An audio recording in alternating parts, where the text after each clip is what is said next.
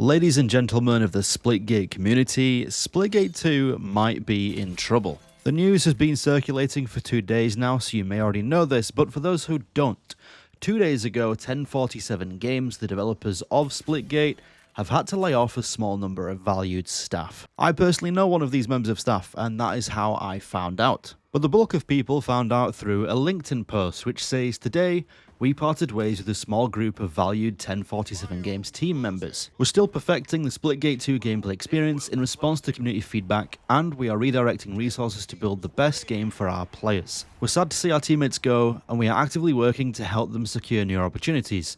First of all, that's good. The 1047 Games guys, they're all pretty solid people, and helping people find new employment after you've unfortunately had to let them go is the best thing you can do as a studio when you're in that kind of terrible situation.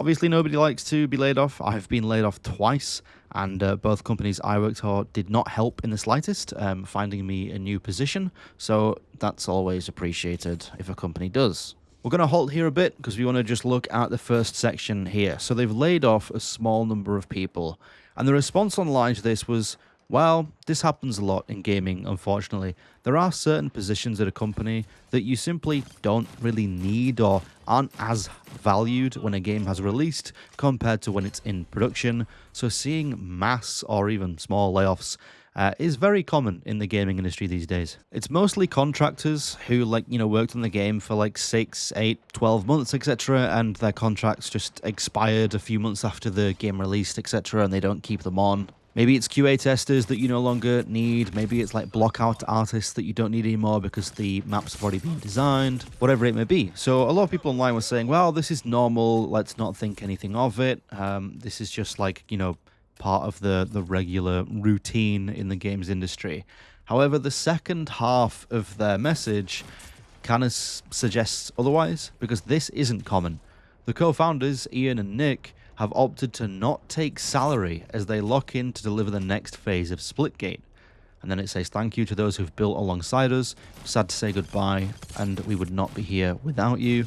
So everyone who's playing Splitgate 2, we continue to work hard to deliver more things we know you'll love and are committed to building this game for the long haul." The key part in this whole message is Ian and Nick not taking salaries anymore.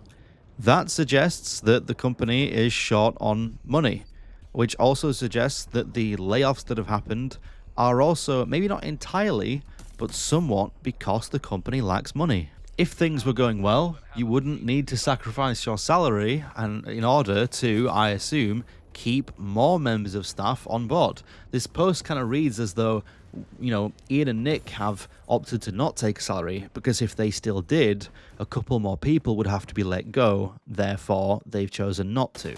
And sadly, I think this is the case, and Steam charts, I know Steam isn't everything, the game is doing much better on console. However, PC is still a massive audience, and if we look at Steam charts, you can kind of see a suggestion as to what might be happening to Splitgate 2. And that is, people are not playing. It's dropping off. The game is just a downward chart. When the game was in beta, it was a solid line, averaging around 10,000, 11,000 players per day at peak concurrent. Then we had the Game Awards, which gave the game massive exposure and virality, and we hit 25,000 players, almost 26,000. That lasted a few days, and then it started to drop. 22, 19, 16, 15, 14, 13, 12, 11... Yesterday, there was 9,000 peak players. The game is also nowhere to be seen in the Steam charts top sellers. It is currently placed as the 294th most selling game on Steam, which 294th in the grand scheme of things isn't bad. There are tens if not hundreds of thousands of games on Steam, but for a game this big, with this much budget, with this much push, with this big of a name, all the streamers playing it and stuff, attending the Game Awards, you'd expect it to be in the top 100 minimum. The way things are going, it won't be in the top 300 by tomorrow. It's also worth the note, Splitgate 2 is a free game. There is pretty much zero barrier to entry to try the product, and people still aren't downloading it. You compare this to a game which released recently that I featured on the channel called Rematch, which is currently number 2 in Steam's top sellers. That game costs 20 GBP, or about $23, $24, and it's massively outperforming a free-to-play game. Now, they are different genres. I think that's a football game, and football is one of the biggest, if not the biggest, sport in the world for the Americans watching soccer. So you can't really make that much of a comparison there, but just to prove a point, you know, it's free. Paid products are outdoing it in terms of stats. I also know people at work that for the past week or so have been talking about Splitgate 2. I know a group of 5 that have been playing it, and they have slowly started to stop. And one of them even saying that search times were so long that they just quit the game altogether last week. He did have crossplay disabled, but he said while playing on PC with crossplay disabled, he was searching for a game for like 4 minutes and didn't manage to find a match, therefore he logged off. Now, I haven't witnessed this myself, and maybe that person was exaggerating, I don't know. The longest wait time I have seen, though, is 1 minute and 40 seconds, and still, for a game that came out a couple of weeks ago, that is quite long. That's on par with my wait times in Halo Infinite. And Halo Infinite came out like 4 years ago. Speaking of Halo Infinite, the player numbers for Splitgate 2 might be on par with Halo Infinite if this graph continues to go in this direction. Halo Infinite's peak player count on Steam yesterday was 4,000, and Splitgate's was 9,000. That's not that much of a gap. In like 2 months, it could be on par with Halo Infinite, which many people consider to be a dead game. And this is disappointing. I personally, like I've said before, I made 3-4 videos on this. I really enjoyed the game. I have like 50 hours in right now, but admittedly, I also have been playing a bit less. I've been trying other games. What my experience has become with Splitgate 2, and I don't know if anyone else watching will kind of resonate with this, but I log on, I complete my dailies, my challenges for the day, which takes roughly maybe an hour, and then I log off. And that's it. Like, I hop on to do the total amount of progression I can do for the day, and then I log off, which gets me, an hour of playtime, and that's it. There's no other reason for me to really stay on. The way that you grind Splitgate 2's progression is through tokens or tickets, whatever, that you receive by completing challenges. Therefore, if you complete all your challenges for the day, you can't progress any further. Therefore, there's no reason to play the game. This is also a problem that Halo Infinite had at launch, and eventually 343 rectified the issue by giving you XP for simply playing and not having to complete challenges. I said this when the game dropped, when Splitgate 2 came out. I said, this is a weird way of doing progression.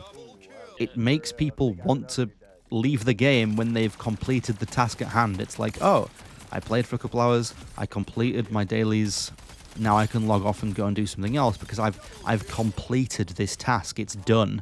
Time to hop off and come back to it tomorrow. Almost like a job, like a 9 to 5. You clock out when you're done. That is the feeling of Splitgate 2. It's like you attend when you get home from work or school or whatever. You go online, you do your work, and then you clock out when it's done. And that takes an hour or two. There's no other reason to be on the game after that. So I think they need to fix the progression system is one of the main things. They also need to work on new content, because it kind of feels like I've played every map. I've played every mode. Like, there needs to be new stuff. You need to constantly have new stuff. New maps and modes don't provide entertainment for months. They provide new entertainment for weeks. You need to be releasing like 2 new maps every month. And 2 or 3, maybe 4 new game modes every month. This is a live service product. You need a constant influx of players. You need to keep people coming back again and again and again, which means you need more content again and again and again. And the game simply isn't delivering in that department. And with layoffs happening and less staff, I don't know if the game will deliver in that department. Like, resources need to shift to player retention and longevity. Whatever actions need to be taken to do that, need to be taken.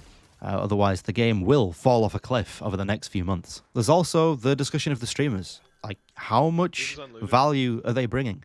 How much value is Tim the Tatman, Nadeshot, Scump, XQC, Timmy, etc.? How much value paying them tens of thousands of dollars to stream the game is that having? How much impact is it having on player attention? Because it doesn't seem to be improving it. I know firsthand, I work at a company that sponsors streamers and creators. I know how much these cost. I don't think I can declare the exact amount of money, probably breaches some kind of contract, but I can tell you that it is very expensive. I can tell you that it's tens of thousands. That's as far as I'll go, but yeah, tens of thousands. Sometimes for a single stream or like a couple of videos, it is extremely expensive to pay these creators. Is it worth maybe stopping or not doing any more of those sponsored streams in order to save revenue and be able to keep staff? Because again, those people who got laid off probably could have been kept if you haven't been spending so much money on paying creators. Part of me does feel like that was done, that marketing was purely done because it's the thing to do. And it was weird to me when it happened because I don't think everyone at 1047 agrees with that plan. I was told, I think it was by Ian, or maybe it was by someone else, but someone at 1047 during the Splitgate 1 days told me that macro creators, the people at the top of the top 1%, are the people you don't want to sponsor when promoting a product. What you want to do is sponsor a bunch of medium or micro creators so that more people are playing the product. And this was said after Splitgate 1 did a sponsored stream with now pretty much cancelled Dr. Disrespect. That was the thing they did. They sponsored Doc to stream Splitgate 1, which was also tens of thousands of dollars. And after that, the vibe in the room was it wasn't worth the money. So I don't get why they did it again with 10 different creators this time. Again, maybe it's just because there's new people on board.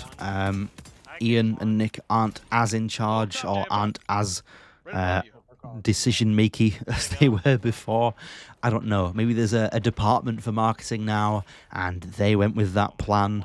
No idea. But yeah, that whole the sponsored marketing thing felt weird to me, and I don't think it's paid off. So yeah, that's kind of everything. Let me know what you think in the comments. I'm in no way, shape, or form happy by this news. So don't dislike because I'm saying this stuff. I'm saying this stuff because I'm reporting on news. I'm not making the video because I want to see the game fail or anything. I want to see the game succeed. And in this video, I've addressed a few points in which I think can help the game succeed and can redirect resources into the right places. So yeah, thanks for watching this video. Again, let me know if you're still playing Splitgate 2. Let me know what you think it needs to do to improve. And let me know if you think it'll survive. I'll see you in the next one. Goodbye.